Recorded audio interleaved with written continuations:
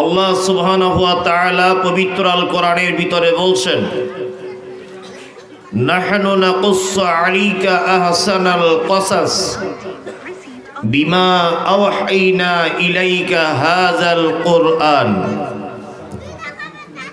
সারা পৃথিবীতে যত গদ্য পদ্য উপন্যাস কবিতা যা কিছু আমরা শুনি, যা কিছু পড়ি, যা কিছু আমরা আমাদের স্মৃতিতে ধারণ করি, যেটা মুখে বলতে পারি, চোখে ইশারায় বোঝাতে পারি না, ছন্দের আকারে বলতে পারি না, কলম দ্বারা প্রকাশ করতে পারি না, এই রকম পৃথিবীতে যত কথা গল্প যা কিছু আছে, আল্লাহ সুবহানাহু ওয়া তাআলা বলছেন পৃথিবীর শ্রেষ্ঠ কথা আর শ্রেষ্ঠ গল্প আমি আল্লাহ কোরআন মাজিদে লিপিবদ্ধ করে দিয়েছি।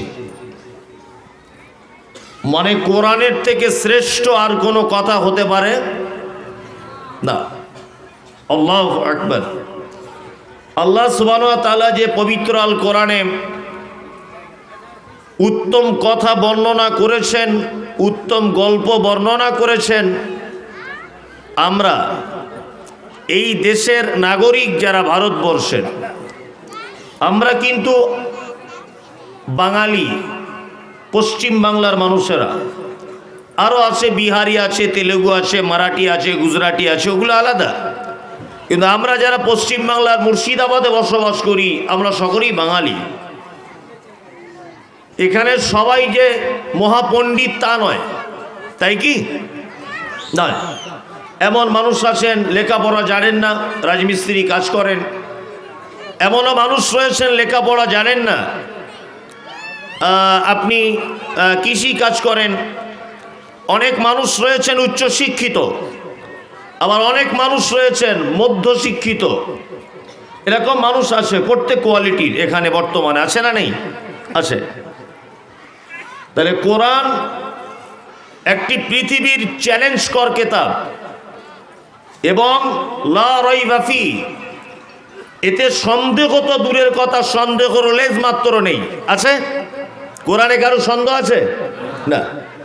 এবং পৃথিবীর একটি শ্রেষ্ঠ কেতাব আল কোরআন। তাহলে এই এত দামি কেতাব একটা মূর্খ, একটা নিরক্ষর, একটা মধ্যশিক্ষিত, একজন রাজমিস্ত্রি, একজন লেবার, একজন কৃষক, একজন চালক, এই কোরআন এত দামি কেতাব, এটাকে সহজে বুঝবে কেমন করে? বুঝবে কেমন করে এত সহজে? ওই জন্য আল্লাহ সুবহানাহু ওয়া তাআলা মানুষের কোরআন বোঝার জন্য এত সহজ কিছু উদাহরণ পর্যন্ত কোরআন মাজিদে পেশ করেছেন। সুবহানাল্লাহ। এত সামান্য উদাহরণ পর্যন্ত কোরআন মাজিদে বর্ণনা করেছেন। যেমন আপনারা জানেন,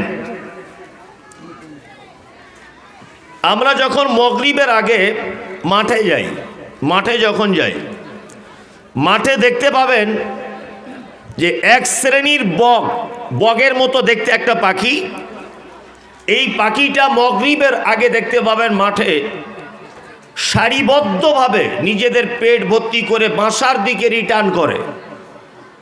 এগুলো আমরা দেখতে পাই।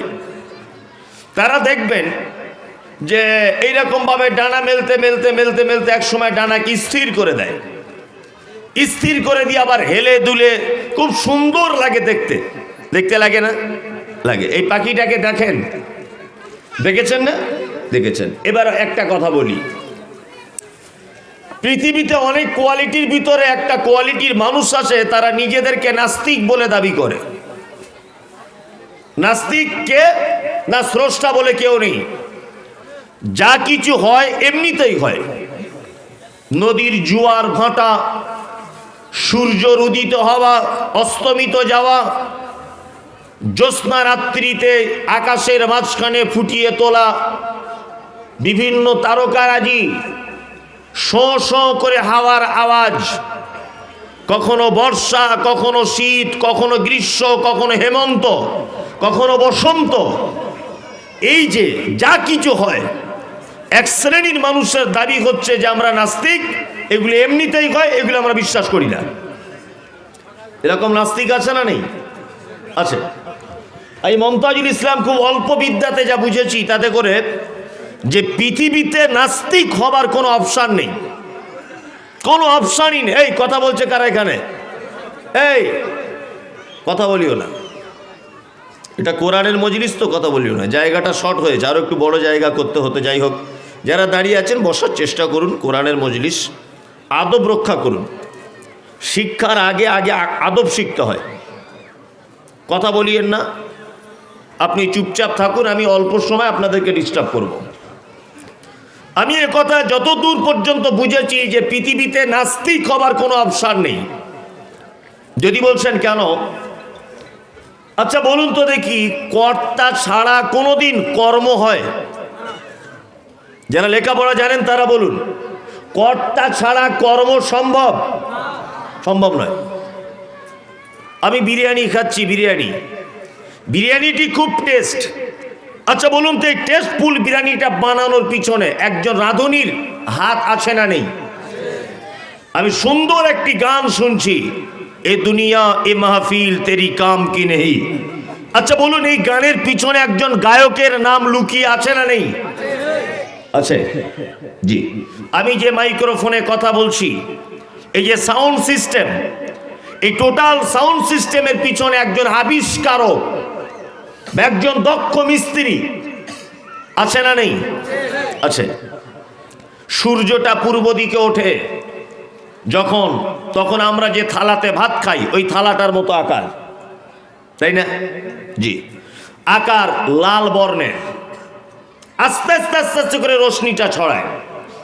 ঠিক দুপুর 10টা বাজে রশ্মিটা এক রকমের, 12টার সময় রশ্মিটা আর এক রকমের, আবার দুপুর 2টোতে আর এক রকমের। শীতকালে রশ্মিটা আলাদা, গ্রীষ্মকালে রশ্মি আলাদা, কখনো তেজ বেশি কখনো তেজ কম। আবার বিকালবেলা ঠিক 4টে 4:30 দিকে আস্তে আস্তে ও পূর্ব দিকে উঠে ঘুরতে ঘুরতে ঘুরতে ঘুরতে পশ্চিম দিকে আবার নিজের আলোর গতিকে কমিয়ে আবার চলে যায়, অন্ধকার নেমে আসে। আপনারা জানেন, আনন্দবাজার পত্রিকায়, বর্তমান পত্রিকায়, প্রতিদিন পত্রিকায় আপনি দেখতে পাবেন যে ওখানে একটি মানে টাইম টেবিলের লিস্ট করা হয়, জোয়ার কখন, ভাটা কখন। যারা নাবিক নৌকা চালায় তাদের জন্য এটা বলে দেওয়া হয় আজকে 11:20 মিনিটে, 12টা 20 মিনিটে আজকে জোয়ার আসবে, আজকে ভাটা আসবে। যারা শিক্ষিত, পেপার পত্র পত্রিকার সঙ্গে যুক্ত, আপনারা এগুলো দেখতে পান। এবার আমার যে কথা সেটা হচ্ছে এই যে কখনো জোয়ারের গতিতে আসা, কখনো ভাটার গতিতে নিম্নমুখে চলে যাওয়া। আচ্ছা বলুন তো, সূর্যকে তোলা, তাকে ডুবিয়ে দেওয়া, ভাটার গতি, কখনো নিম্ন গতি, কখনো ঊর্ধ্ব গতি, কখনো বর্ষা, কখনো গ্রীষ্ম, কখনো শীত। আচ্ছা এইগুলো একটা কাজ কি কাজ নয়? টোটাল সিস্টেমটা একটা কাজ কি কাজ নয়? কাজ। সূর্য উঠছে আবার ডুবছে, তাকে এক জায়গাতে রশ্মিটা কমানো, এক জায়গায় বাড়ানো। এই টোটাল সিস্টেমটার পিছনে একজন কেউ আছে বলে মনে হয়। তিনি কে? আল্লাহ সুবহানাহু ওয়া তাআলা। এটা একটি কাজ। কাজ কোনোদিন কর্তা ছাড়া সম্ভব হয় না। এবার আল্লাহ তাআলা বলছেন, নাস্তিক, তুমি নিজেকে নাস্তিক বলে দাবি করো, আমাকে বিশ্বাস করতে তোমার অসুবিধা হচ্ছে, তুমি আমাকে অস্বীকার করছো। তোমার জন্যে পবিত্র আল কোরআনে যে কত টিপস, কত উদাহরণ, কত গল্প আমি আল্লাহ বর্ণনা করেছি, তুমি যদি বিচক্ষণতার সাথে একবার তাকিয়ে দেখতে, তাহলে অবশ্যই তুমি আমাকে খুঁজে পেতে। যে কথা বলতে বলতে আসছিলাম, আমরা মাঠে ওই পাখিটাকে দেখি না, ডানা ঝাপটাতে ঝাপটাতে কখনো স্থির করে দেয়, 20-30 সেকেন্ড ধরে ওই পাখিটা যায় আস্তে আস্তে করে। দেখেছেন? আল্লাহ এই কথা কোরআন মাজিদে নোট করেছেন, আওয়ালাম ইয়ারাউ ইলা তায়রি ফাওকাহুম সাফাতিন ওয়া ইয়াকবিজ মা ইউমসিকুহুন্না ইল্লার রহমান ইন্নাহু বিকুল্লি শাইইন বাসীর। আল্লাহ বলছেন, তোমরা কি পক্ষী কুলের দিকে তাকিয়ে দেখো না? যখন তারা ডানা ঝাপটাতে ঝাপটাতে ডানাকে স্থির করে দেয়, এই মহাশূন্যতে ভাসমান অবস্থায় তাদেরকে কে আটকে রাখে? ইল্লার রহমান। এটা শুধু আমি আল্লাহ আমার পক্ষেই সম্ভব, পৃথিবীর কারো পক্ষে এটা সম্ভব নয়। কার পক্ষে সম্ভব এটা? আল্লাহর পক্ষে। নাস্তিক তুমি কি তাকিয়ে দেখো না? বিশ্বাসঘাতক তুমি কি তাকিয়ে দেখো না? আল্লাহু আকবার। এর নাম আল কোরআন। তিবিয়ান লিকুল্লি শাই। প্রতিটা বিষয় পুঙ্খানুপুঙ্খ রূপে বর্ণনা করে দিয়েছেন আল্লাহ সুবহানাহু ওয়া তাআলা, কোনো বিষয়ে বাদ দেননি। এর বিচার ব্যবস্থা, এর হুকুম, এর গল্প, এর শব্দ চয়ন, এর ভাষাগত দিক, এর গ্রামারের দিক, সারা দিকটাই যদি আপনি যাচাই বাছাই করেন, কোরআনের থেকে শ্রেষ্ঠ আর কোনো কিতাব খুঁজে পাওয়া যাবে না। ওই জন্যই তো আমি বলি, সারা পৃথিবীতে অনেক গ্রন্থ রয়েছে, যেমন বাইবেল, গীতা, জিন্দাবেস্তা, অনেক রকমের গ্রন্থ আছে পৃথিবীতে, নেই? আছে। কোন কিতাবের প্রতি সরকারি পক্ষকে বলুন আর অন্য কোনো মানুষের বলুন, কোন টার্গেট দেখতে পান? টার্গেট কার উপরে? কোরআনের উপরে। কার উপরে? কোরআনের উপরে। আমি অবাক হই, বিশ্ব অভিভূত হচ্ছি, সেটা হচ্ছে এই, আপনারা জানেন যে কিছুদিন আগে কলকাতার হাইকোর্টে একটি মামলা করা হয়েছিল। মামলাটা কি? মামলাটা হচ্ছে এই যে মাদ্রাসা সিলেবাস থেকে বা স্কুল সিলেবাস থেকে আরবি শিক্ষা বা আরবি সিলেবাসটা তুলে দেওয়া দরকার, কারণ এটা বিদেশের ভাষা। কি বললাম বুঝলে? এটা কোন দেশের ভাষা? বিদেশের ভাষা। বক্তব্য দিতে গেলে অনেক কথা জাগে, এখানে আপনারা সব শিক্ষিত মানুষ। সারা পৃথিবীতে 53টি মুসলিম কান্ট্রি আছে। কটি? 53টি। এই 53টি ঘোষিত মুসলিম দেশের মধ্যে 23টি দেশ আছে যে দেশে পিওর আরবি ভাষাতে কথা বলে। কটা ভাষায়? 23টি দেশে। একটা মারাত্মক তথ্য আপনার কাজে লাগবে। স্কুলে আমাদের একটি সাবজেক্ট পড়ানো হয়, তার নাম সংস্কৃতি। পড়ানো হয়? পড়েন? পড়ানো হয়? হয় না? হয়। তাহলে আমরা যে ভাষা স্কুলে দেখতে চাইছি, মাদ্রাসায় দেখতে চাইছি, এই ভাষাটা বিদেশের হলেও পৃথিবীর 23টি দেশে ভাষা চলে। চলে না? চলে। এইটাকে তুলে দিতে হবে কি করে, তার চক্রান্ত চালানো হচ্ছে। অথচ সংস্কৃত ভাষা স্কুলে পড়ানো হচ্ছে, এটা একটা সাবজেক্ট। পড়ানো হচ্ছে না? পড়ানো হচ্ছে।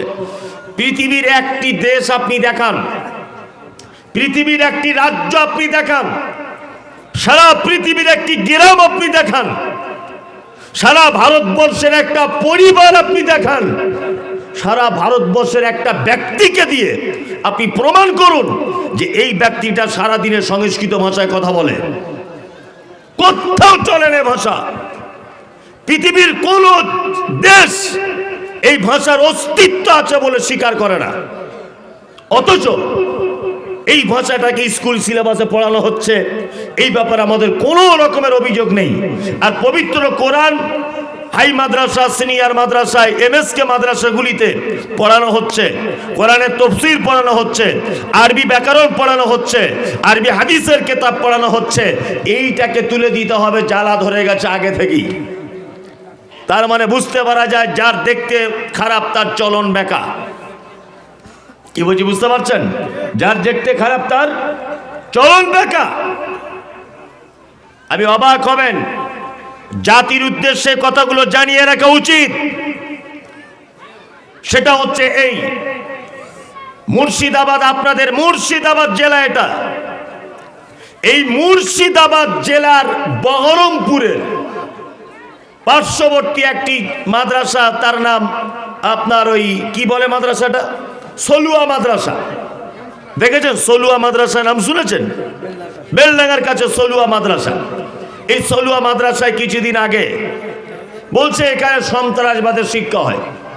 দেখেছেন সোশ্যাল মিডিয়াতে? না সন্ত্রাসবাদে কি খুঁজে পাওয়া গেছে? মাদ্রাসা অনেক সময় জাকাত ফেতরার বা অনেক লোকের সাদকাত ছাগল টাগল দেয়, তাই না? তা ছাগলটা কাটতে গেলে তো একটা ছুরি দরকার, একটা কাটারি দরকার, কি দরকার নয়? দরকার। তা বোর্ডিংয়ে হয়তো ওইগুলো খুঁজে পেয়েছে, আর হয়তো মাদ্রাসার ছেলেদের গিয়ে জিজ্ঞাসা করে চোরা বাচ্চা ছেলে বলতে পারেনি, এরকম কিছু একটা হবে। সোশ্যাল মিডিয়াতে তোলপাড় করে দিল সলুয়া মাদ্রাসায় সন্ত্রাস হচ্ছে। আর সোশ্যাল মিডিয়া বলা হচ্ছে যে এই মাদ্রাসা থেকে পড়াশুনো করলে ওরা বোম বাঁধবে, ওরা জাতির ক্ষতি করবে। তা আমার কাছে একটা জিনিস জানতে ইচ্ছা করে, সারা পৃথিবীর সব থেকে বড় সন্ত্রাসী নাম তার হিটলার। কি নাম? হিটলার। কত যে ইহুদিকে, হাজার হাজার ইহুদিকে হত্যা করেছে, হাজার হাজার ইহুদিকে। আমার কাছে এটা জানতে ইচ্ছা করছে আপনার কাছে, হিটলার কোন মাদ্রাসায় পড়া ছাত্র? কোন মাদ্রাসায় পড়তেন? সারা পৃথিবীর 1 নম্বর খুনি, তার নাম হিটলার। সারা পৃথিবীর 2য় নম্বরে খুনি ধরতে পারেন। গুজরাট দাঙ্গাতে যারা নিরীহ মানুষদেরকে হত্যা করেছে এরা পৃথিবীর 2য় খুনি। পৃথিবীর 3য় খুনি কারা? যারা বামফ্রন্টের সময় তৃণমূল বামফ্রন্ট যুক্ত করে রাজনৈতিক দাবানলের কারণে নন্দীগ্রামে অজস্র মানুষকে যারা মেরে দিল, এরা খুনি। ওরা কোন মাদ্রাসার ছাত্র? আপনাকে এটা জেনে রাখতে হবে। এই যে আপনার মুর্শিদাবাদ কাণ্ড বেলডাঙ্গায় ধরা পড়েছে, ওই ছেলেটা কোন মাদ্রাসার ছাত্র? আপনারা জানেন মুম্বাইয়ের তাজ হোটেলে বোম বাস্টিং হলো, কোন মাদ্রাসার ছাত্র করেছিল এটা? আপনারা জানেন কিছুদিন আগে একজন বিহারের মহিলা ওই আপনার বহরমপুরে চিকিৎসা করাতে এসেছিলেন। রাত 2টোর সময় খাগড়াগড় স্টেশনে নেমেছেন, তার মেয়ে ছিল তার সঙ্গে, মেয়েকে চিকিৎসা করাতে নিয়ে এসেছিলেন। মেয়েটা রাতের বেলা ট্রেন থেকে নামার পরে পেচ্ছাপ পায়খানার প্রয়োজন, মাঠের দিকে গেছে। 3 জন যুবক মাতাল মেয়েটাকে পেচ্ছাপ পায়খানা অবস্থাতে ধরে নিয়ে ধর্ষণ করে, তাকে লাগাতার ধর্ষণ করে রেল লাইনের পাশে তাকে মেরে দেওয়া হয়েছে। বহরমপুর কোর্ট থেকে 3 জনকে ফাঁসির ঘোষণা দিয়েছে আজ থেকে 6 মাস আগে। আপনার কাছে জানতে ইচ্ছা করে যে এই 3 জন কোন মাদ্রাসায় পড়া ছাত্র? এরা কোন মাদ্রাসায় পড়তো? সারা পৃথিবীর যত সাম্প্রদায়িক দাঙ্গা, যত সন্ত্রাসী ঘটনা, যত মাওবাদীদের কেলেঙ্কারি, একটা কোন মাদ্রাসায় পড়া ছেলে, একটা কোরআনের শিক্ষায় শিক্ষিত ছেলে জড়িত তোমাকে প্রমাণ করতে হবে। প্রমাণ করা যাবে না। প্রমাণ করা যাবে? যাবে না। আসলে ব্যাপার ওটা নয়। পৃথিবীর সব থেকে বড় এখন টার্গেট চলছে কোরআন। এই কোরআন যেখানে শিক্ষা হয়, এই কোরআন শিক্ষাটাকে তো তার ব্যবস্থাটাকে বন্ধ করে দিতে হবে। এটা চক্রান্ত চলছে। আর কেন চলছে আমি সেটাও আপনাদেরকে বলবো, প্রমাণ সহকারে বলবো, তার আগে নয়। আমি এই কোরআনের 7 নম্বর সূরার আলাফ থেকে কথা বলবো ইনশাআল্লাহ। ব্যস্ত হলে বলবেন, ছেড়ে দেব। আরাফ, প্রতিটা সূরার নামকরণের পিছনে একটি ঐতিহাসিক প্রেক্ষাপট আছে না? যেমন সূরা ফিল মানে হাতি। সেই যে আব্রাহা বাদশার একটা কাহিনী আছে, ওইটাকে কেন্দ্র করে সূরার নামকরণ করা হয়েছে। সূরা বাকারা বনী ইসরাইলের একটি ঘটনাকে কেন্দ্র করে এটাকে নামকরণ করা হয়েছে। ওর নাম কি? বাকারা, গাভী। যেমন সূরা ফাতিহা মানে প্রারম্ভিকা। কোরআনের শুরুতে এটা আনা হয়েছে, এই জন্য এর নাম ফাতিহা। আরাফ কার নাম? জান্নাত। আমার দিকে ফিরুন। জান্নাত আর জাহান্নাম, এর মাঝখানে একটি জায়গা আছে, তার নাম আরাফ। মোরগের মাথাতে ফুল হয় না মোরগের পায়ে ফুল হয়? কোনটা? মাথায়। এই মোরগের মাথার ফুলকে কি বলা হয় আরবিতে জানেন? উরফুদ্দিক, অর্থাৎ উচ্চ স্থানের ফুল। আরাব শব্দ হচ্ছে উচ্চ স্থান। আরাব মানে কি? উচ্চ স্থান। এটা একটা জিনিস জানা হয়ে গেল। জান্নাত জাহান্নাম মাঝখানে একটা জায়গার নাম আরাফ। এই সূরাতে আল্লাহ এই মাঝখানের আরাববাসীদের ব্যাপারে আলোচনা করেছেন। নাম্বার 2, আর একটা জিনিস আপনাদেরকে আজকে নতুন করে জানিয়ে দিই, সেটা হচ্ছে এই। আচ্ছা, এই গল্প করছো কেন? এদিকে ফেরো। পবিত্র আল কোরআন শুরু করার কি বলে শুরু করতে হয় বলুন? কে বলছে বিসমিল্লাহ?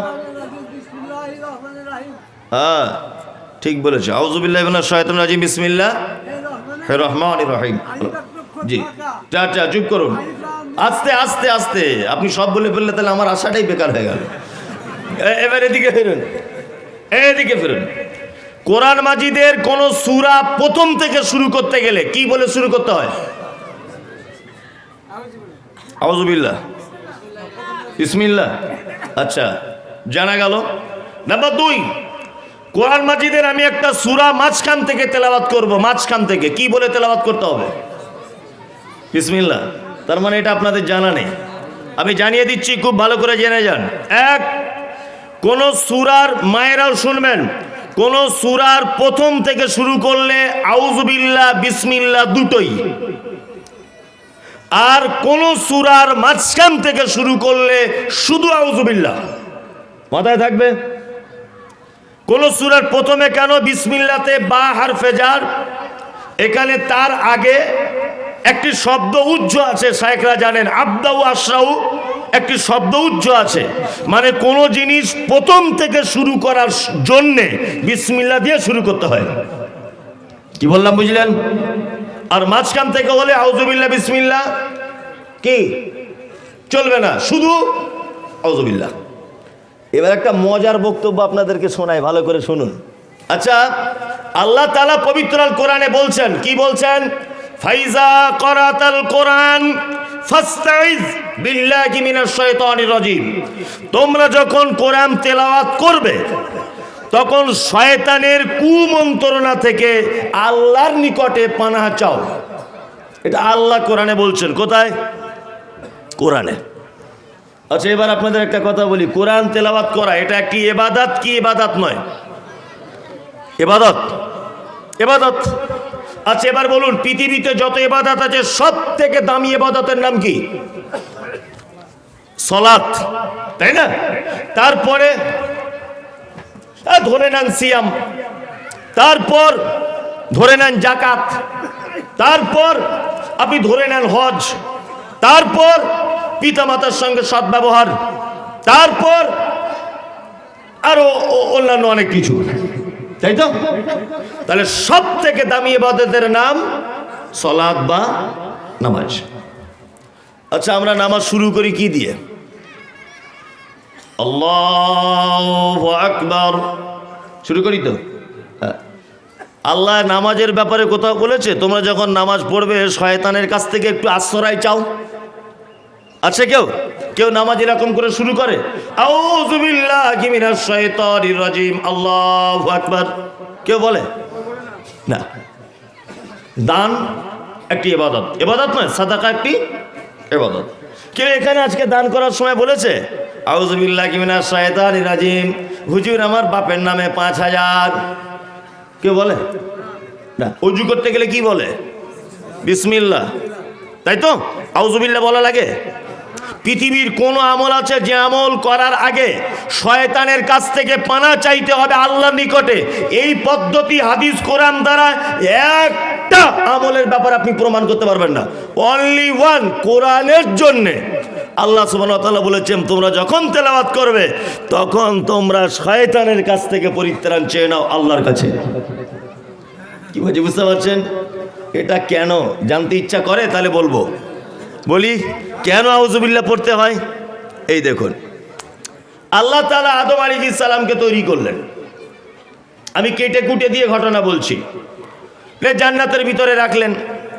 এখন জান্নাতে রাখার পর আল্লাহ তাআলা তো অন্তরের কথা বুঝেন, জান্নাতের ভিতরে আছে আদম, কিন্তু ওর ভালো লাগছে না, উসপিস করছে। আল্লাহ বুঝতে পেরেছেন একটা বউ দরকার, এই বউ ছাড়া আদম ঠিক থাকবে না, তাই না?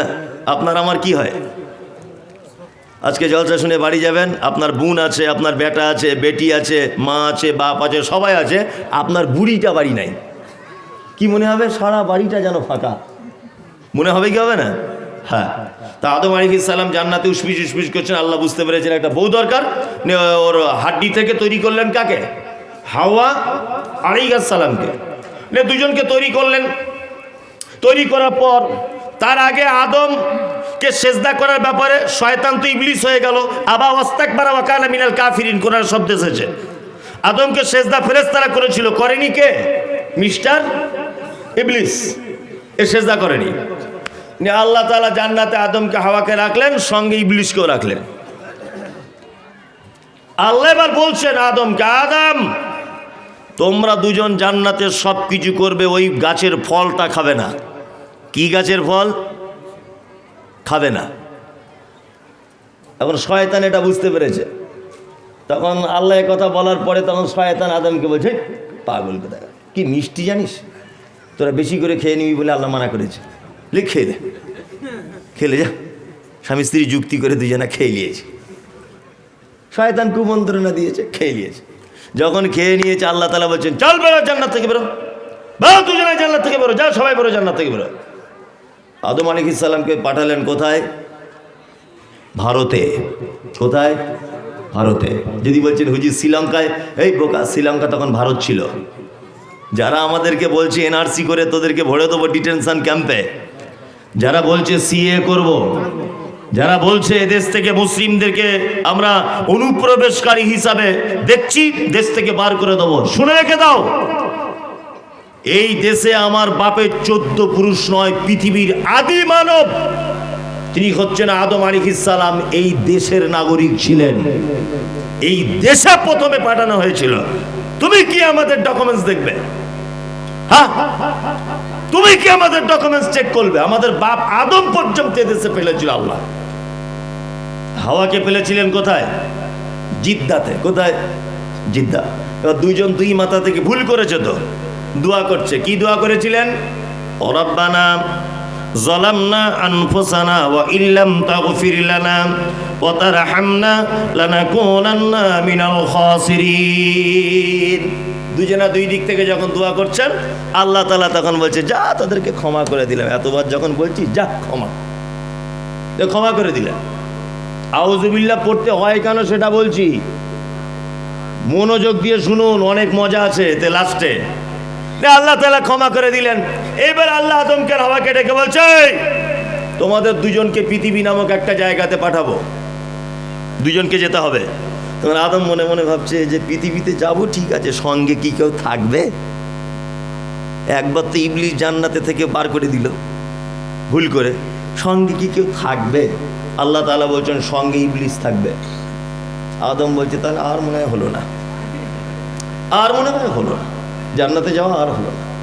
আল্লাহ তাআলা আদমের মন খারাপ দেখে বলছে, আদম শোনো, তোমাদের দুইজনকে পৃথিবীতে আমি এমনি ছেড়ে দিব না, তোমাদের সঙ্গে একটি কিতাব দেব। এই কিতাব অনুযায়ী যদি তোমরা চলো, তাহলে পৃথিবীর কোন শয়তান তোমাদের পথভ্রষ্ট করতে পারবে না। শয়তানের কানে খবর গেছে যে তাহলে ওদের দুজনকে কিতাব দিচ্ছে, গাইড বুক। দাঁড়াও, তোমার গাইড বুকের 12টা বাজাবো। ওই জন্য আপনাদেরকে একটা কথা বলি, আদম থেকে নিয়ে ঈসা আলাইহিস সালাম পর্যন্ত যত নবী এবং রাসূলকে আল্লাহ তাআলা কিতাব দিয়েছিলেন, প্রতিটা কিতাব শয়তানি করে সমস্ত কিতাব পরিবর্তন করেছে। তার একটা প্রমাণ বলি, ঈসা আলাইহিস সালামের কাছে কোন কিতাব এসেছিল? ইনজিল। ইতিহাস ঘেঁটে দেখুন, ইনজিল অবতীর্ণ হয়েছিল ইয়ারমিক ভাষাতে, পরবর্তীতে ট্রান্সলেট করা হয়েছে হিব্রু ভাষাতে। সারা পৃথিবীর কোন জাদুঘরে, সারা পৃথিবীর কোন হাই এডুকেটেড মানুষের বাড়িতে, সারা পৃথিবীর কোন দামি কক্ষে ওই ইয়ারমিক ভাষার ইনজিল আজ আর নেই। বর্তমানে খ্রিস্টান ভাইরা তারা যে বাইবেল ব্যবহার করে আর দাবি করে এই সেই বাইবেল যেটা নবী ঈসার কাছে এসেছিল, এই মুমতাজুল ইসলামের কথা দায়িত্বহীন ভাষাতে বলছি, ও বাইবেল ওই বাইবেল নয় যেটা ঈসার কাছে এসেছিল। ঈসার কাছে এসেছিল যে বাইবেল, যে ইনজিল, ওটা ইয়ারমিক ভাষাতে অবতীর্ণ, পরবর্তীতে ট্রান্সলেট করা হয়েছে হিব্রু ভাষাতে। বর্তমান খ্রিস্টান ভাইরা যে বাইবেল ব্যবহার করেন, এই বাইবেলটা খ্রিস্টান ভাইদের নিজস্ব যাজকদের দ্বারাতে তৈরি করা বাইবেল। শয়তান পরিবর্তন করে দিয়েছে। ঈসা আলাইহিস সালামের পরে কোন নবী এসেছেন? মুহাম্মদ সাল্লাল্লাহু আলাইহি ওয়াসাল্লাম, মুহাম্মদ সাল্লাল্লাহু আলাইহি ওয়াসাল্লামের কাছে কোন কিতাব এসেছে? আল কোরআন। শয়তান তখন মনে মনে ভাবছে মুসার কিতাব পরিবর্তন করেছি, ঈসার কিতাব পরিবর্তন করেছি খ্রিস্টানদেরকে দিয়ে, এইবার মুহাম্মাদের কিতাবটা পরিবর্তন করে দিলেই আমার খেল খতম, কারণ মুহাম্মদ শেষ নবী সাল্লাল্লাহু আলাইহি ওয়াসাল্লাম। তাহলে জাতি এবার পথভ্রষ্টতার মধ্যে চলে গেল। শয়তান খুব বগল বাজাচ্ছে। এখন আল্লাহ কোরআনে আয়াত অবতীর্ণ করলেন, ইন্না নাহনু, আল্লাহ তাআলা বলছেন ইন্না নাযালনা যিকরা ওয়া ইন্না লাহু লাহাফিজুন। আমি এই কোরআন অবতীর্ণ করেছি, এই কোরআন সংরক্ষণের দায়িত্ব আমি আল্লাহ নিজে হাতে নিলাম। শয়তান তখন দেখছে আচ্ছা আমাকেও বানিয়েছে আল্লাহ, মুহাম্মদকেও বানিয়েছে আল্লাহ, ইবলিসকেও বানিয়েছে আল্লাহ, কোরআনও তার কথা। এখন কোরআনের হেফাজতের দায়িত্ব নিচ্ছে কে? আল্লাহ। ইবলিস দেখছে তাহলে এর বিধান আর পরিবর্তন করা যাবে না, স্বয়ং তো দায়িত্ব নিচ্ছে না আল্লাহ। তখন ইবলিস মনে মনে ভাবছে এক কাজ করা যাবে। এই দেখুন আপনাদেরকে একটা কথা বলি, ধরে নেন এটা জলসার হ্যান্ডবিল। এটা কি? জলসার হ্যান্ডবিল। এর ভিতরে কে প্রধান বক্তা, কে দামি বক্তা, কে কম দামি, কে সভাপতি, কিসের কারণে জলসা, কোন গ্রামে জলসা। আচ্ছা বলুন তো, আমি এটা খুলবো তবে তো বুঝতে পারবো, না দেখে বোঝা যাবে? যাবে না। ইবলিস শয়তান দেখছে আরে মানুষ কোরআন পড়বে তবে তো তার বিধান জানতে পারবে, যাতে কোরআন না পড়ে সেই ব্যবস্থাটা আমি করব। কি বলছি বুঝতে পারছেন না? সেই ব্যবস্থা কে করবে? হ্যাঁ, ইবলিস করবে। আর ইবলিস করছেও তাই। তাহলে এখন কি করতে হবে? ওই জন্য যারা মাদ্রাসার ছাত্র, আমরা সবাই জানি যে, শুনেছি যে মাদ্রাসার ছাত্র মানে খুব বদমাশ। শুনি না? বলি কি? আমরা বলি না? বলি। তোমার ছেলে ইংলিশ মিডিয়ামে পড়ে তো ইবলিসের মাথা কোনো গরম নেই, জানে ও এমনিতেই পথভ্রষ্ট হয়ে যাবে, ওর বলা লাগবে না। হ্যাঁ, তোমার ছেলে গান শেখে, শয়তানের কোনো মাথা খারাপ নেই, তোমার ছেলেটাকে মাদ্রাসায় ভর্তি করো, কোটি কোটি শয়তানের পিছনে লেগে থাকবে। কোরআন পড়া ওকে শিখতে দেওয়া যাবে না, যে কোনো ভাবে হোক কোরআন পড়া থেকে ওকে দূরে সরিয়ে আনতে হবেই। ওকে দিয়ে না পারলে এবার ইবলিস দেখছে আমার দ্বারা যদি অসম্ভব হয় তাহলে অমিত শাহর মতো লোককে একটু ফিট করি। আমি তো একা পারবো না, তাহলে দিলীপ বাবুকে একটু ফিট করে দিই, শুভেন্দু বাবুকে একটু ফিট করি, আর কটা মিডিয়া, গোলাম মিডিয়াকে কিছু ফিট করে দিই, যে মাদ্রাসায় গিয়ে শুধু কুটুর কুটুর করে বলবে সন্ত্রাস হাবি যাবি, সরকারিভাবে বন্ধ করে দিই, তাহলে আর কোরআন পড়া হবে না। কি বলছি বুঝতে পারছেন না? শুনুন, কোরআনের দায়িত্ব নিয়েছে কে? কে? আল্লাহ। এটা কথা শুনে রেখে দেন, কোরআন দায়িত্ব নিয়েছে আল্লাহ। এই কোরআনকে পৃষ্ঠারের আকারে, বই আকারে দায়িত্ব নিয়েছেন আল্লাহ, এ কথা নয়।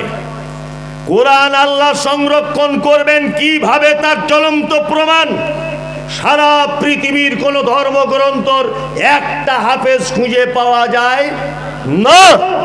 আজকে যদি ভারতবর্ষের সরকার বা সারা পৃথিবী যদি একতাবদ্ধভাবে কোরআনকে যদি আগুন দিয়ে, পেট্রোল দিয়ে যদি জ্বালিয়ে দেয়, এই মমতাজুল ইসলামের কথা বলছি, সাতটা যতক্ষণ টাইম লাগবে ততক্ষণ সময় দিলেই হবে, অজস্র কোরআন আমরা ছেপে দিতে পারবো ইনশাল্লাহ। পারবো কি পারবো না? আরে মুর্শিদাবাদী হাজার হাজার হাফেজ। আল্লাহ বলছে কোরআন তোরা পুড়িয়ে দিলে কি হবে? আমি সংরক্ষণ করেছি হাফেজদের মস্তিষ্কে, ব্রেনে, হাফেজদের ব্রেনে কোরআন সংরক্ষণ করেছি। কি বলছি বুঝতে পারছেন? পৃথিবীর সব থেকে শয়তান বেশি রেগে যায় যে ছেলে মাদ্রাসায় কোরআন শিক্ষার জন্য যায় তাকে দেখলে। কি বলছি বুঝতে পারছেন? তার একটা জ্বলন্ত প্রমাণ আপনাদের সামনে তুলে ধরছি, 1 মিনিট, তাহলে আপনার বুঝতে সুবিধা হবে। আমাদের মাদ্রাসায় একটা ছেলে নতুন করে ভর্তি হয়েছে, নতুন। যেদিন থেকে ভর্তি হয়েছে ওই দিন থেকে বলছি কি হয়েছি রে? আপনার লালগোলার এখানেই বাড়ি, আমি নাম বলবো না, তাহলে ওর মা হয়তো এখানে আছে, কষ্ট পাবে। এইখানেই বাড়ি, আশেপাশে লালগোলা, এই পন্ডিতির পন্ডিত এইদিকে। আমি যে আরে বাবু তোর কি হয়েছে? বলছি হুজুর আমার পেটে লাগছে খুব। তা আমি আমার মাদ্রাসা শিক্ষকদের বললাম একটু গাড়ি করে ওকে ডাক্তার দেখিয়ে দিত। 1 সপ্তাহ যাবৎ ডাক্তার দেখাচ্ছে, ওর 1 সপ্তাহ এরকম করে আছে, এরকম করেই যাচ্ছে। তো মনে মনে ভাবছি তা আমিও তো মাদ্রাসায় পড়ার ছেলে, আমিও তো চিজ কম নয়, তোকে আমি সহজে ছাড়ি, চল তোকে হসপিটালে ভর্তি করবো। আমার ড্রাইভার এখানে আছে, জিজ্ঞেস করুন, আমার নিজের গাড়িতে করে ওকে আমি কোলে করে তুলে হসপিটালে ভর্তি করেছি বারাসাতে। শয়তান কতদূর কোরআন শিক্ষার ব্যাপারে মানে মাথা গরম হয়ে থাকে সেটা আপনাকে দেখাচ্ছি। হসপিটালে ভর্তি করেছি, আর আল্লাহর ফায়সালা তো চূড়ান্ত। আর ওকে যে ট্রিটমেন্ট করছে ওই মেয়েটা মুসলিম, ওর বাড়ি বহরমপুরে, ওর নেম প্লেটে লেখা আছে। এখন ওই বাচ্চাটা যখন ডাক্তার জিজ্ঞেস করছে বারবার, ডাক্তার মহিলা ডাক্তার জিজ্ঞেস করছে, বাবু তোর কি হয়েছে, দুজনের ভাষা সেম, তখন ডাক্তার বলছে আমার বাড়ি বহরমপুরে আর তোর বাড়ি লালগোলায়, একই জায়গার লোক আমরা। সত্যিটা বল বাবা, কি হয়েছে তোর? ওই ইয়ং মেয়ে, ডাক্তারটা খুব ইয়ং আর কি, মানে বিয়ে শাদী হয়নি দেখে মনে যাচ্ছে, অল্প বয়সের মেয়ে, যাই হোক। তা ওকে মোটামুটি 4 ঘন্টা যাবত সিলাইন দিচ্ছে, ইঞ্জেকশন দিচ্ছে, যন্ত্রণা সারে না। আমি মনে মনে ভাবছি, ছোটতে পড়েছি রাজার মনের অসুখ, এ কি তাই হলো? হ্যাঁ, আমি ওই মেয়েটাকে একটু সাইডে ডেকে নিয়ে বলছি, বোন তুমি যদি কিছু না মনে করো। তখন এই মেয়েটা বলছে, হুজুর আপনি আমাকে বোন বলছেন, আমি লজ্জায় কিছু বলতে পারছি না, আমার মা একদিনও আপনার বক্তব্য না শুনে ঘুমায় না, আপনাকে আমি চিনি। আরে মমতাজুল ইসলাম তো আছি, ইয়েস মমতাজুল ইসলাম, চিনি আপনাকে, ভালো করেছ। আমি ওকে সাইডে ডেকে বলছি, তোমাদের এখানে কি পুরাতন অপারেশনের কোনো যন্ত্রপাতি আছে? তো বলছি হুজুর আছে। বলছি অপারেশনের যাবতীয় যন্ত্রপাতি তুমি পাত্রে করে আনো। তারপরে দেখছি ওর রোগ কী হয়েছে, আমি ধরছি। ওই মেয়েটা সব যন্ত্রপাতি এনে, এই বড় বড় ছুরি, কাঁচি, সেলাই করা মেশিন, বুঝলেন না, সব এনে একটা বাস্কুনো করে, আল্লাহর কসম বলছি, ঘটনা হাসানোর জন্য বলছি না, মিথ্যা নয় সত্য, নিয়ে ওর সামনে রেখেছে। ও তখন বলছে, হুজুর এগুলি দিয়ে কী করবে?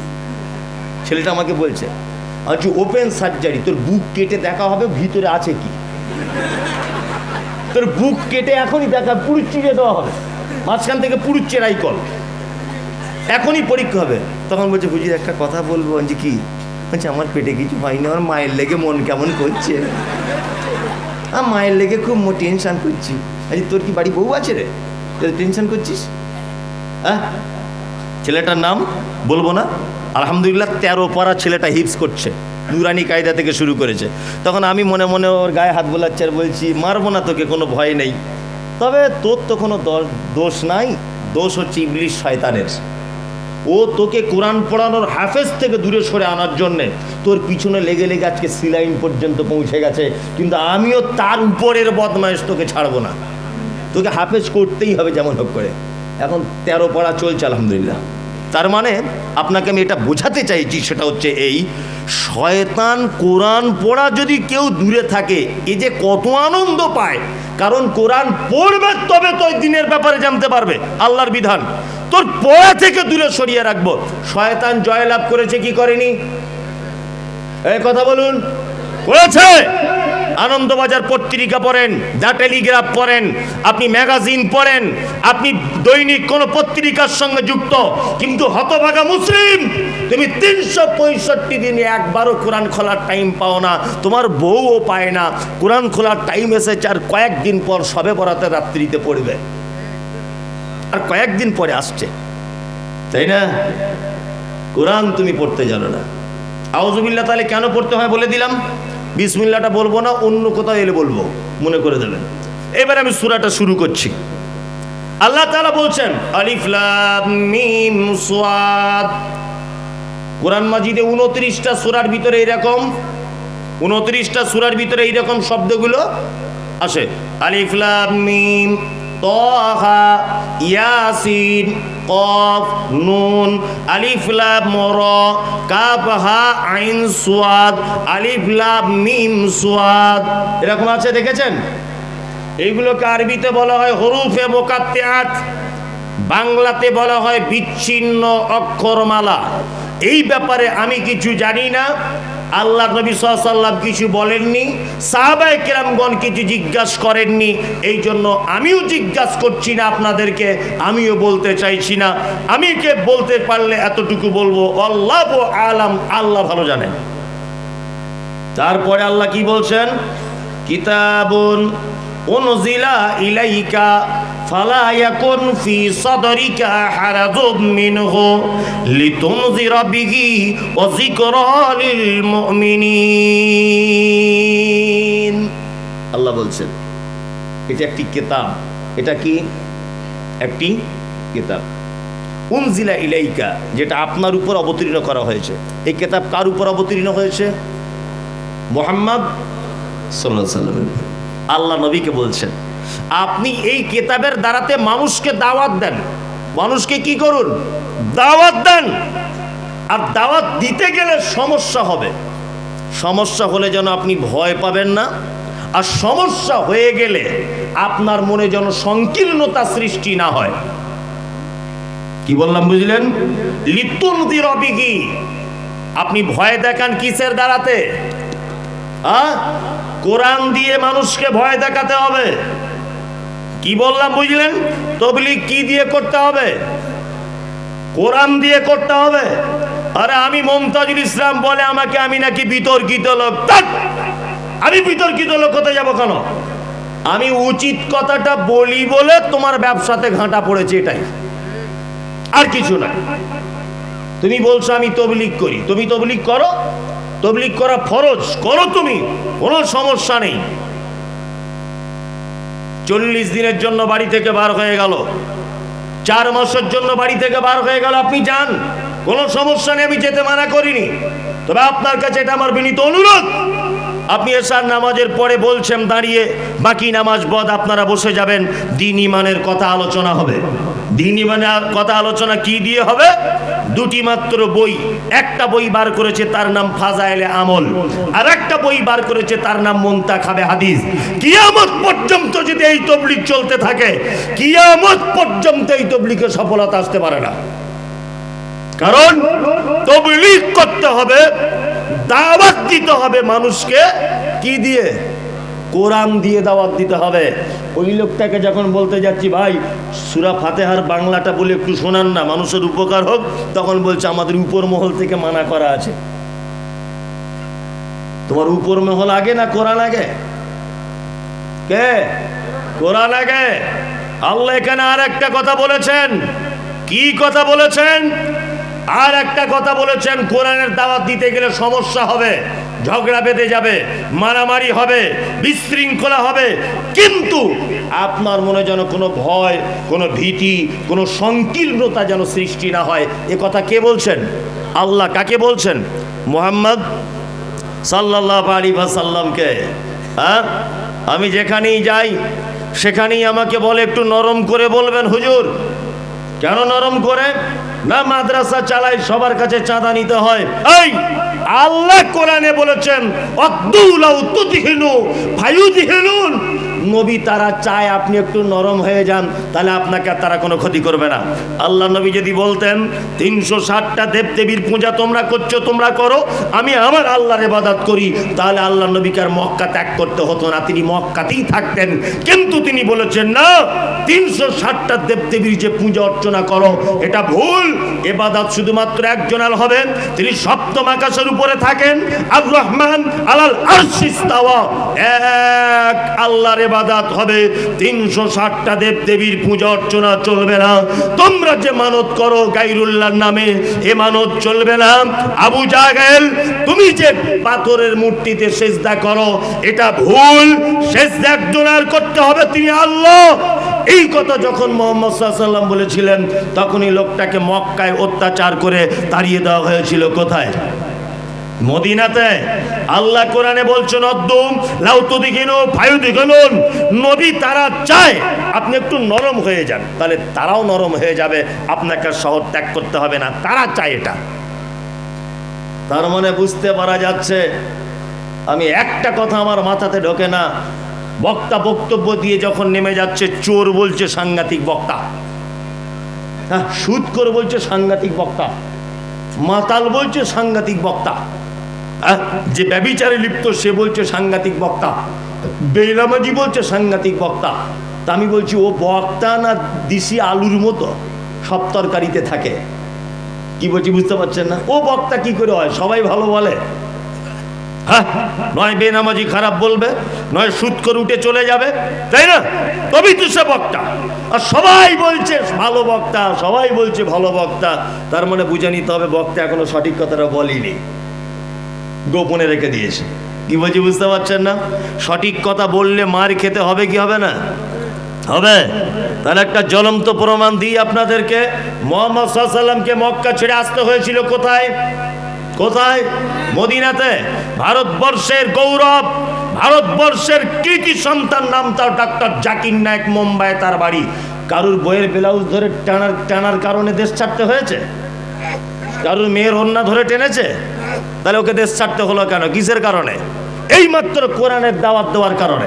আপনারা জানেন খুব ভালো করে, উপর বাংলার প্রখ্যাত আলেম ডক্টর আসাদুল্লাহ গালিব হাফেজাহুল্লাহ, বহু গ্রন্থ প্রণেতা, একজন মারাত্মক বড় আলেম, ইলমের পণ্ডিত, এই লোকটাকে জেলখানাতে থাকতে হয়েছে। আপনারা জানেন উপর বাংলার বিখ্যাত আলেম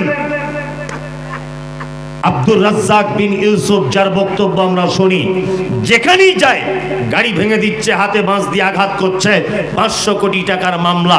আপনারা জানেন মুজাফফর বিন মহসিন, বাংলাদেশের প্রখ্যাত আলেম, জানেন প্রখ্যাত আলেম, বাংলাদেশে জেলখানাতে পচে পচে কিছুদিন আগে বার হয়েছে। আপনারা জানেন বাংলাদেশের অজস্র আলেমদেরকে আয়না ঘরে ঢুকিয়ে জেলখানাতে বন্দি করে হত্যা করা হয়েছে। এগুলি আপনারা দেখতে পাচ্ছেন তো। আপনারা বাংলাদেশের সব থেকে বড় ভণ্ড, নাম তার তাহিরি। তাহিরিকে দেখেছেন কোনোদিন জেলে থাকতে? এনায়েতুল্লাহ আব্বাসীকে দেখেছেন? বাংলাদেশের একটা পীর সাহেবকে দেখেছেন জেলখানাতে? কোন দেশের পীর সাহেবরা জেলখানাতে বন্দী হয়ে নেই। কারণ হচ্ছে এই, তারা দ্বীনের সঠিক কথা মানুষের সামনে বলতে পারে না। সঠিক কথা দ্বীনের মানুষের সামনে বলতে পারে সহি আকীদার আলেমরা, সালাফি মানহাজের আলেমরা। এছাড়া আর কোন আলেম দ্বীনের গোপন সঠিক তত্ত্বটা মানুষের কাছে পৌঁছায়, এটা আমার জানা নেই। এটা আমার জানা নেই। সারা ভারতবর্ষের একটা পীর সাহেব কাপি দেখান যে পীর সাহেবটা জেল খেটেছে। সারা বাংলাদেশের অজস্র আলেম জেলখানাতে বন্দী, সব সহি আকীদার। আল্লামা দেলোয়ার হোসেন সাইদি, তিনি সহি আকীদা সালাফি মানহাজের ছিলেন না, কিন্তু ডাক্তার মুজাফফর বিন মহসিনের একটা বক্তব্য, একটা বই পড়ে জেলখানার ভিতরে তিনি সহি আকীদার মানহাজের উপরে চলে এসেছিলেন। আল্লাহ ওনাকে তুমি জান্নাতের উচ্চ মাকাম দান করুক, বলুন আমিন। আমিন, জোরে বলুন আমিন। আমিন। ছোট্ট কুটির ভিতরে যার বসবাস করার জায়গা, আল্লাহ দেলোয়ার হোসেন সাইদির দোয়া কবুল করেছে। অজস্র আলেমদের চোখের পানি কবুল করে ঝাঁটা মেরে, জুতো মেরে সরকারকে পালাতে রাতারাত্রি রাস্তা পেল না। অজস্র আলেমদের আজও পর্যন্ত এই দেশের মাটিতে যারা এই হকের উপর আঙুল তুলেছে, যারা এই সহি আকীদার আলেমদের উপরে মিথ্যা অপবাদ দিয়েছে। আরে আমি মুমতাজুল ইসলাম, 2-4 পাতা পড়া আলেম, হাওড়াতে জলসা করতে গেলাম, শুধু একটা বক্তব্য রেখেছি, ইবাদত আল্লাহর করতে হবে, পৃথিবীর কারো ইবাদত করা যাবে না, কোনো মাজারে যাওয়া যাবে না, কোনো গাছতলায় বাঁশতলা চলবে না। জলসার স্টেজ থেকে নেমেছি, গাড়িতে বোম মেরে দিয়েছে গত বছরে। দেখেছেন কেন বোম মারলো? আমি ওর বইয়ের সাথে আমার ভাব ভালোবাসা আছে? হ্যাঁ, ও বোম মারবে কেন? ওর মেয়ের সঙ্গে আমার প্রেম প্রীতি আছে, তো বোম মারবে? কেন বোম মারবে? কিসের কারণে? কারণ হচ্ছে এই সত্য কথা তাদের হজম করার ক্ষমতা নেই। কি বললাম বুঝলেন? এবার আর একটা কথা বলি, বলুন তো ভোটের সময় মারামারি করে কে? পাগল। ইয়েস, কে বলেছে এটা? হ্যাঁ, ভোটের সময় মারামারি তারা করে যারা জানে আমরা হেরে যাব, তারা মারামারি করবে। আর যারা জানে আমরা জিতে যাব, তারা সব সময় শান্তি চায়, যে শান্তি করে ভোটটা করে নিয়ে আমরাই তো জিতবো। আর মারামারি করবে কে? জানে যে আমাদের তো সারা অবস্থা খারাপ, 4 জনকে মেরে দেয়, তাই না? আসলে ব্যাপার হচ্ছে মারামারি ঝগড়া আমরা তো কোথাও করি না। কোথাও করেছি? কোথাও করি, কোথাও নয়। আমরা শুধু চিকিৎসাটা করে দিই। এই পাগল কোথাকারে, এইদিকে ফেরবে। বাচ্চা ছেলেকে যখন ডাক্তার ইঞ্জেকশন দেয়, তখন বাচ্চা কি বলে? শালা ডাক্তার কি বদমাইশ রে, তাহলে ইঞ্জেকশন দিয়ে দিচ্ছে পাছায়, তাই না? আচ্ছা বলুন তো, বাচ্চাটার ইঞ্জেকশন দিচ্ছে বটে, ওর ভালো করছে না খারাপ করছে? হ্যাঁ, ভালো করছে। পুলিশে গাড়ি ধরে, মোটর সাইকেল,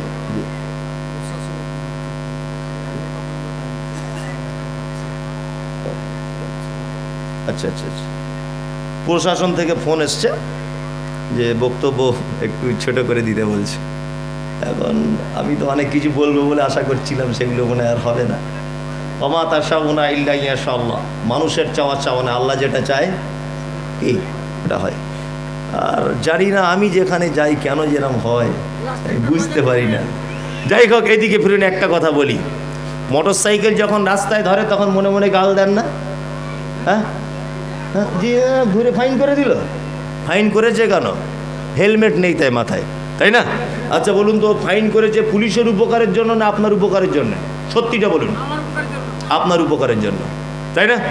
পুলিশ হেলমেট না থাকলে আপনার ফাইন করেছে আপনার ব্রেনটাকে ভালো রাখার জন্য, আপনার মাথাটাকে ভালো রাখার জন্য, তাই তো? জি, আমরা হাদিস কোরআন বলি, সত্যটা মানুষের সামনে বলি, এটা কার ভালোর জন্য? আপনার ভালোর জন্য।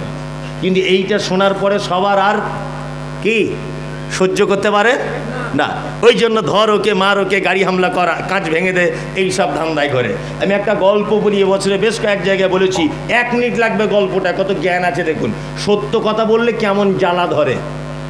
এইটা একটা ম্যাথর বুঝেন? পায়খানা পরিষ্কার করে, হাতে বালতি থাকে আর ঝাঁটা থাকে, তাই না?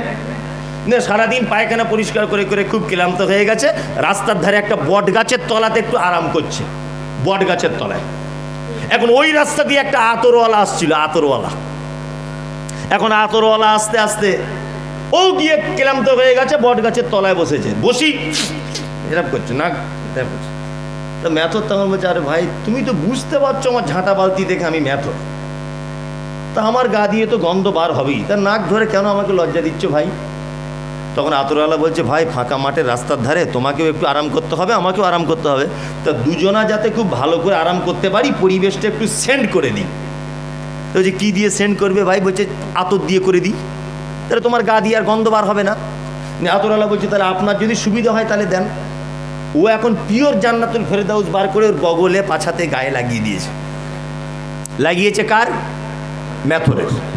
এখন ম্যাথর এরকম বগলে যখন লাগিয়েছে, এরকম করে শুঁগে এরকম করতে করতে অজ্ঞান হয়ে পড়ে গেছে। এখন আতরওয়ালা দেখছে মহা বিপদ, ছিলাম বেশ ভালো, একে আতর লাগিয়ে দিতে আবার ঝটপট করে পুড়িয়ে গেল, কি ব্যাপার? হ্যাঁ, পুড়িয়ে গেল কেন? আতরওয়ালা তখন একটা টুকটুকি গাড়ি করে ওকে লালগোলা হাসপাতালে নিয়ে গেছে। ডাক্তার বলছে, কি হয়েছে মুরব্বী? আতরওয়ালা বলছে, ঘটনা এই।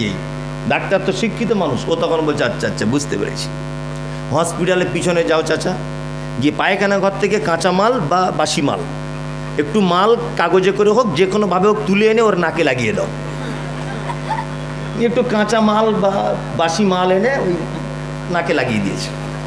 নাকে লাগিয়ে দেওয়ার পরে আতরওয়ালা লাগিয়ে যেই দিয়েছে, ম্যাথর চাঁদ করে উঠে পড়েছে। আতরওয়ালা তখন বলছে, আরে ডাক্তারবাবু আপনি তো ডাক্তার নয়, জাদুকর। আপনি কি ডাক্তার না জাদুকর? তখন ডাক্তার বলছে, শোনো আতরওয়ালা, যে তার মায়ের পেট থেকে মানুষের পায়খানা গন্ধ শুঁকে শুঁকে আসছে, তাকে হঠাৎ করে জান্নাতুল ফেরদাউস দিলে টানতে পারে? যারা সারা জীবন বেদাত করে করে, সারা জীবন পীর ফকির মাজার নিয়ে ব্যস্ত, এদেরকে সহি হাদিসের কথা বললে লোট সহ্য করতে পারে? কখনোই লোট সহ্য করতে পারবে না, কখনোই এ লোট সহ্য করতে পারবে না, পারে? কখনোই পারবে না। তাহলে দিনের হক কথা বললে অসুবিধা হবে। আল্লাহ মুহাম্মদ সাল্লাল্লাহু আলাইহি ওয়াসাল্লামকে কি বলছেন? যে আপনার মনে যেন কোনো ভয়, কোনো সংকীর্ণতা যেন সৃষ্টি না হয়। এইবার আল্লাহ তাআলা বলছেন যিকরা লিল মুমিনিন, আর মুমিনদের জন্য রয়েছে কোরআনে অজস্র উপদেশ। কত যে উপদেশ কোরআন মাজিদে আছে, একটা একটা করে বললে শেষ করা যাবে না। এবার আপনাদেরকে আর একটা কথা বলি, পরের আয়াতটা আল্লাহ তাআলা বলছেন ইত্তাবিউ। এই আয়াতটা ব্যাখ্যা একটু করবো কি? হ্যাঁ করি, ঠিক আছে। প্রশাসনের এ আছে, আমি একটা আয়াতের একটুখানি একটু বলে দিই। 10 মিনিট এই একটা আয়াত শুনে যান একটু। তাছাড়া আমারও মন খারাপ হয়ে যাচ্ছে, এত দূর থেকে এলাম আর এই সর্বনাশ।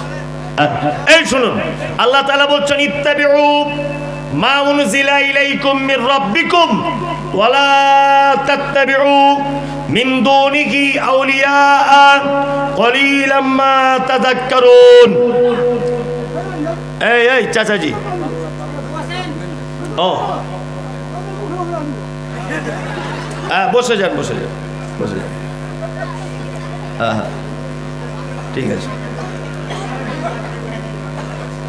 বসুন বসুন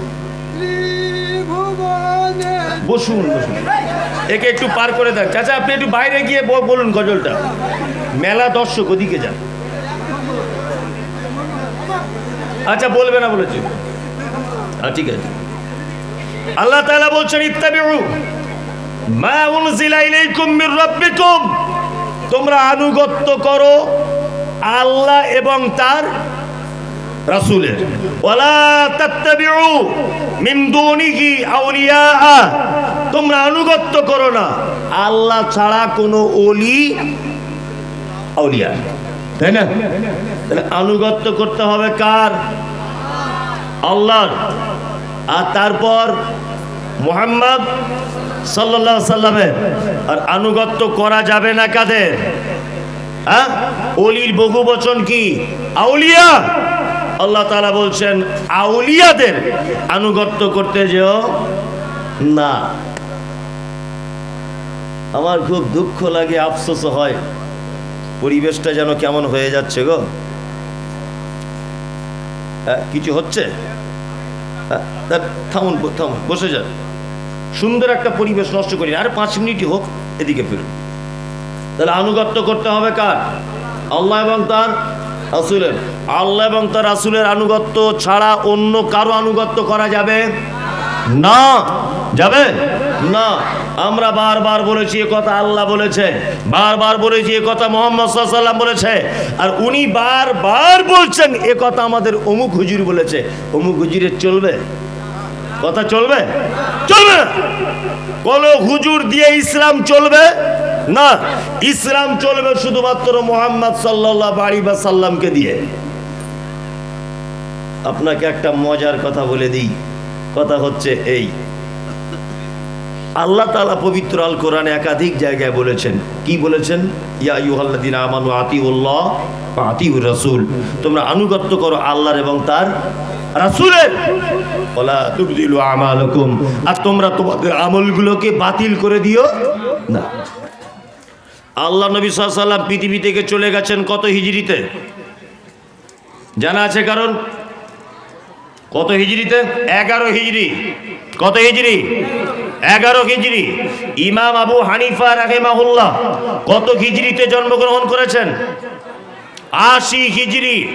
মারা গেছেন কত হিজরিতে? 150 হিজরি। ইমাম শাফি জন্মগ্রহণ করেছেন কত হিজরিতে? 150 হিজরিতে। এইভাবে 360 হিজরির ভিতরে সমস্ত আইম্মায়ে কেরাম আস্তে আস্তে আস্তে আস্তে করে চলে গেছেন। আর কোন আইম্মায়ে কেরামগণ ছিলেন না। তারপরে যারা ছিলেন ছিলেন। তারপরে 150 বছর পরে মাযহাব নামক এই জিনিসটার উৎপত্তি হয়েছে। তার মানে মুহাম্মদ সাল্লাল্লাহু আলাইহি ওয়াসাল্লামের মারা যাবার 450 বছর পর মাযহাবের জন্ম হয়েছে। আমরা যখন ডাইরেক্ট বলছি এটা হাদিসে আছে, কোরআনে আছে, ও তখন বারবার বলছে এটা আমাদের মাযহাবে আছে, এটা আমাদের মাসলাকে আছে। কোন মাসলাককে দিয়ে ইসলাম চলে না। কাকে দিয়ে চলবে? মুহাম্মদ সাল্লাল্লাহু আলাইহি ওয়াসাল্লাম। পরিবেশটা কেমন হয়ে গেল আপনাদের ঈদগাহের জন্যে, নাকি মসজিদের জন্য? ঈদগাহের জন্যে জলসা। আমি আর বিশেষ কিছু বলছি না, সভাপতি সাহেব বললেন 10 মিনিট। তা ঈদগাহের জলসা তো, আবার ওদিকে মসজিদের উন্নতি কল্পে নাকি? ঈদগাহ বা মসজিদের উন্নতি কল্পে আমি জানি কিছু বললে আপনারা সব পালাবেন, আমি বুঝতে পেরেছি। জুতো গোটাচ্ছে মানে দানের কথা বললেই পালাবেন, তাই না? আপনাদের কাছে অনুরোধ, যে আপনারা বিনীত অনুরোধ, আপনারা কিছু আল্লাহর রাস্তে দেন, কিছু আপনারা আল্লাহর রাস্তে দেন, কিছু আপনারা আল্লাহর রাস্তে দেন। অনেক আশা ছিল, অনেক কিছু বলতাম, একটা একটা আয়াতের ব্যাখ্যা বিশ্লেষণ সেটা হলো না। যাই হোক, আপনারা কিছু আল্লাহর রাস্তে দেন ঈদগাহে বা মসজিদে। কেউ দিবেন? আসুন একটু দেন, আল্লাহর রাস্তে দেন। জি, সকলে একটু দেওয়ার চেষ্টা করুন, আল্লাহর রাস্তায় দেন। আদেশ করিল আল্লাহ পবিত্র কোরআনে, আর বিবাহ করিতে যত আদম সন্তানের কোরআনে আদেশে আল্লাহ যদি না করিত মানুষের বংশ সব ধ্বংস হয়ে যায়। এত খারাপ লাগছে কি বলবো, হ্যাঁ কিছু করার নেই না, কথা বলিয়েন না, আপনি বলুন তো। আসসালামু আলাইকুম রাহমাতুল্লাহ। ভলেন্টিয়ার্স ভাইদের বলবো যে যেখানে আছেন চাদর একটু ধরে নেন, চাদর ধরে নেন, ওখানে কিছু কিছু করে অবশ্যই দিয়ে দেবেন। ভাই আপনার করে গেটে চাদর ধরে নেন। 10-5 টাকা দেন অন্তত পক্ষে, আসুন। হ্যাঁ